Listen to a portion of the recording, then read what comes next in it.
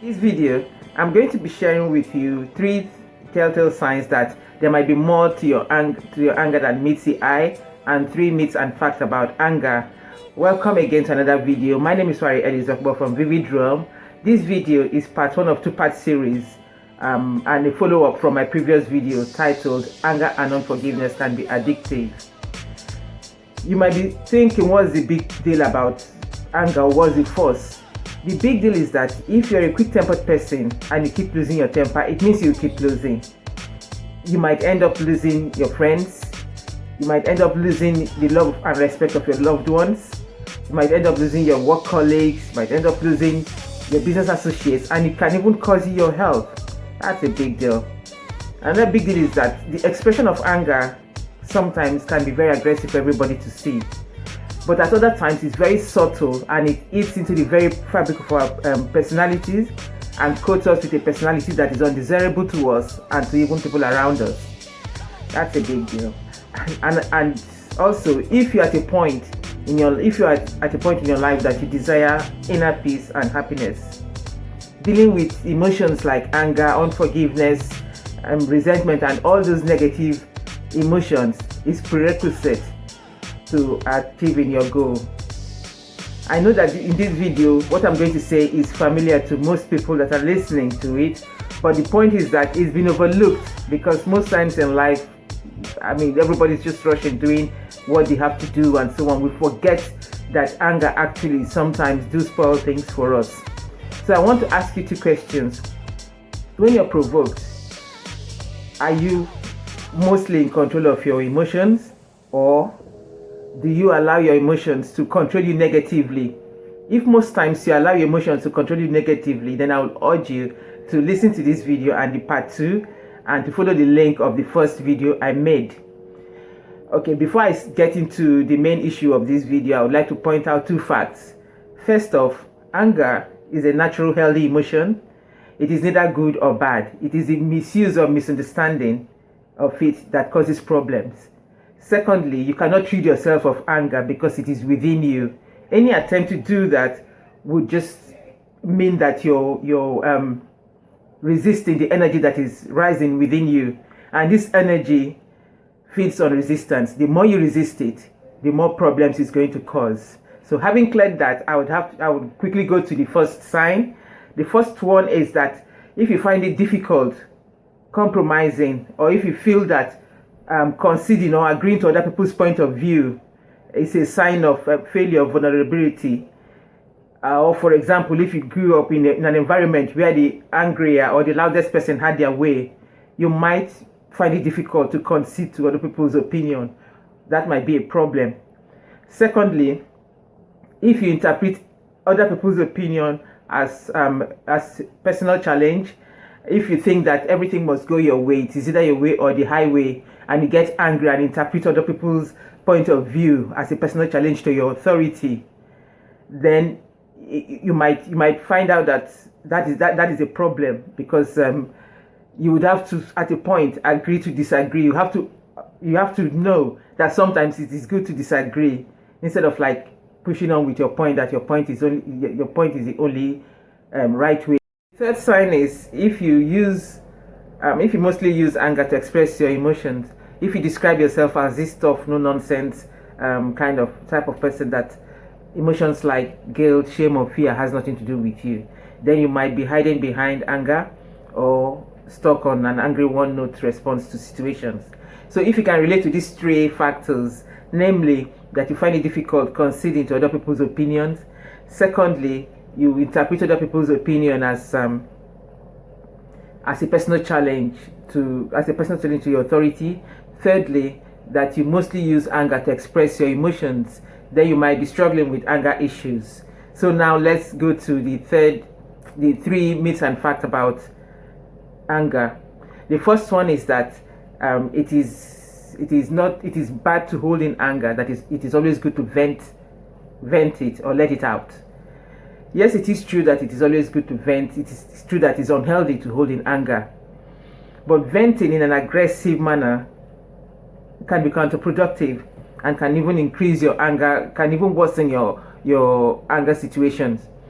Some people vent by punching punch bags or soft objects or scream out loud. Some people call their friends or family members to just vent, to express their anger. That's fair enough. But you can use anger in a positive way. If like you're venting to be more loving or to achieve a goal or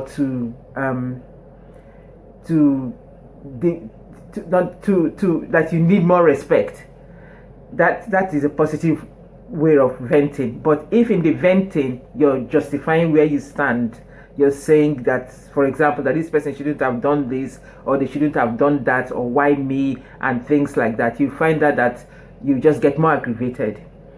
In my own experience, when I started anger management, it was difficult. It was easier for me not to say anything when I'm provoked than to try to have a meaningful communication with the person. So that doesn't mean I'm holding in my anger. Not saying anything just helps me not to react on impulse, and it gives me enough time to reflect on what to do. Sometimes I'll call my best friend and relay the situation to him and tell him how I intend to deal with the situation. And he's always told me that I can express myself without being angry. And that is his take about anger, that if somebody annoys you, you can actually tell the person your peace of mind without being angry. But that was a tall order for me. And at a point, I thought he was faking it. But as I am becoming more aware of my anger emotions and my thought process, it's becoming a lot more easier for me to express myself without being angry. If I can do it, I'm sure that you too can do it. The second myth and fact is that you can gain respect by expressing anger, aggression, or intimidation. The truth is that you can only gain respect when you respect others. Respect is reciprocal. So they will respect you when you can demonstrate that you can control your anger outburst and accommodate other people's point of view. People might be afraid of you, but they might not truly respect you. More so, it has become more obvious, or more evident, so to speak, that people who portray such attitude are insecure and lack confidence, and that they might be masking a host of painful experiences behind anger. So whilst you're there thinking that your aggression is paying off, or that your bullying is earning you respect, some people might be looking at you as somebody who is insecure and who is just masking anger towards masking so many things behind anger and using anger to express yourself.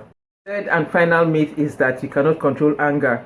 So you hear some people say, I cannot help it, or I was born with this nature. The fact is that you cannot always control the behaviors of other people, neither can you always control the situation you find yourself in. But you can always control the way you express yourself or the way you respond to the situation. And this all boils down to your attitude towards anger. Remember, attitude is everything in life. According to Charles Swindoll, he said 10% of life is what happens to you, and 90% is how you react to it. So you see, attitude is everything. Your attitude will determine what happens when you're provoked. Imagine this scenario. You're having a heated argument with somebody, and the doorbell or the phone rings. Immediately, you change your tone, you become so controlled, and you just answer, hello, can I help you? What has just happened? You've proved that you can tame your anger, you can control your anger. According to Bob and Debbie Gass, they said anger is like a river. Controlled, it can generate enough electricity to power an entire city. Uncontrolled, it can overflow its banks and become a raging flood that destroys everything in its path. So as sure as a river can be controlled, your anger too can be controlled.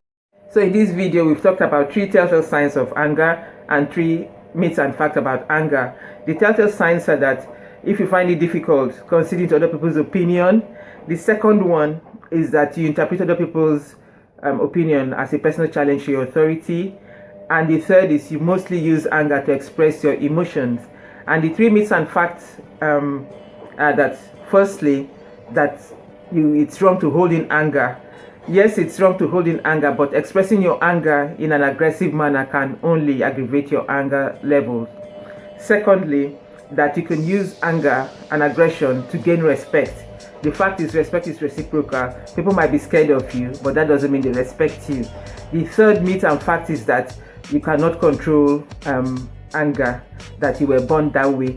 But the fact is that in as much as you cannot control the way other people behave, you can control the way you react to them. So if you find it difficult to manage to relate to anger provoking situation in a positive way, anger management can help you. That is what anger management is all about. It is about minimizing the negative consequences of these powerful emotion and maximizing the positive ones.